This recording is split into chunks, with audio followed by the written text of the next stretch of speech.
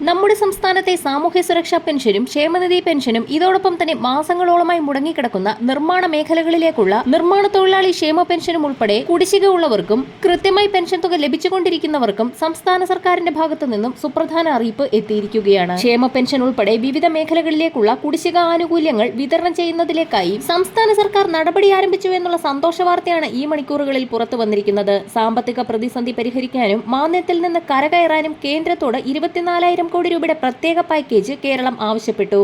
കടമെടുപ്പ് പരിധി 3.5% ഉയർത്തണമെന്നും അത് ഉപാധിരഹിതമാക്കണമെന്നും ബജറ്റിന് മുന്നോടിയായി കേരളം ആവശ്യപ്പെട്ടിട്ടുണ്ട്. വരാൻ പോകുന്ന ബജറ്റിൽ പെൻഷൻ അടക്കമുള്ള ആനുകൂല്യങ്ങളുടെ വർധനവും മാസങ്ങളോളമായി മുടങ്ങിക്കിടക്കുന്ന ആനുകൂല്യ വിതരണവും പുനരാരംഭിക്കുന്നതിനാണ് സംസ്ഥാന സർക്കാർ കേന്ദ്രത്തോട് 24,000 കോടി രൂപയുടെ പ്രത്യേക പാക്കേജ് ആവശ്യപ്പെട്ടിരിക്കുന്നത്. സാമൂഹ്യ സുരക്ഷാ ക്ഷേമനിധി പെൻഷൻകാർക്ക് 3 മാസത്തിലെ പെൻഷൻ തുക മാത്രം കുടിശ്ശികയുള്ളപ്പോൾ നിർമ്മാണ തൊഴിലാളി മേഖലകളിലെ പെൻഷൻ ഗുണഭോക്താക്കൾക്ക് മാസങ്ങളോളമായി പെൻഷൻ തുക കുടിശ്ശികയായി കിടക്കുകയാണ്. ഇതോടൊപ്പം തന്നെ സർക്കാർ ജീവനക്കാർക്കുള്ള ക്ഷാമബത്ത, ക്ഷാമാശ്വാസം, ശമ്പളം, പെൻഷനാനുകൂല്യങ്ങളിലെ വർധനവ് എന്നിവയും സർക്കാരിന്റെ പരിഗണനയിലുണ്ട്. വിവിധ മേഖലകളിലേക്കുള്ള ആനുകൂല്യ വിതരണത്തിൽ വിഴിഞ്ഞം തുറമുഖ പദ്ധതിക്കും വയനാട് പുനരധിവാസത്തിനും ഇത്തവണ ബജറ്റിൽ പ്രത്യേക പരിഗണന ഉണ്ടാകുമെന്നാണ് പ്രതീക്ഷിക്കുന്നത്. കടമെടുപ്പ് പരിധി വെട്ടിച്ചുരുക്കുന്നതിനെ ചൊല്ലി കോടതി കയറിയ തർക്കങ്ങൾക്കൊടുവിലാണ് കേന്ദ്ര ബജറ്റ് വരുന്നത്. കേന്ദ്രം തുക അനുവദിക്കാത്ത സാഹചര്യത്തിലാണ് കേരളത്തിലെ ആനുകൂല്യ വിതരണങ്ങൾ മാസങ്ങളോളം മുടങ്ങുന്നതെന്നും കുടിശ്ശികയായി കിടക്കുന്നതെന്നും ധനമന്ത്രി കഴിഞ്ഞ ദിവസം വ്യക്തമാക്കിയിരുന്നു.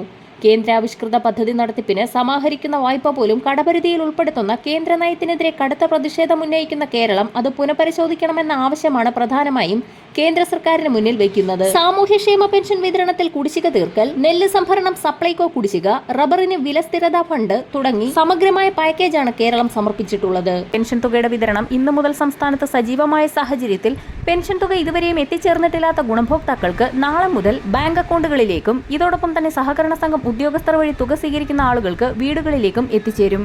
വീടുകളിൽ പെൻഷൻ തുക ലഭിക്കുന്ന ഗുണഭോക്താക്കളിൽ ഒട്ടുമിക്ക ആളുകൾക്കും പെൻഷൻ തുക ഇതുവരെയും എത്തിച്ചേർന്നിട്ടില്ല. ഇത്തരത്തിൽ തുക എത്തിച്ചേരാത്ത ഗുണഭോക്താക്കൾക്ക് നാളെ മുതൽ വീടുകളിലേക്ക് വിതരണം സജീവമാക്കും.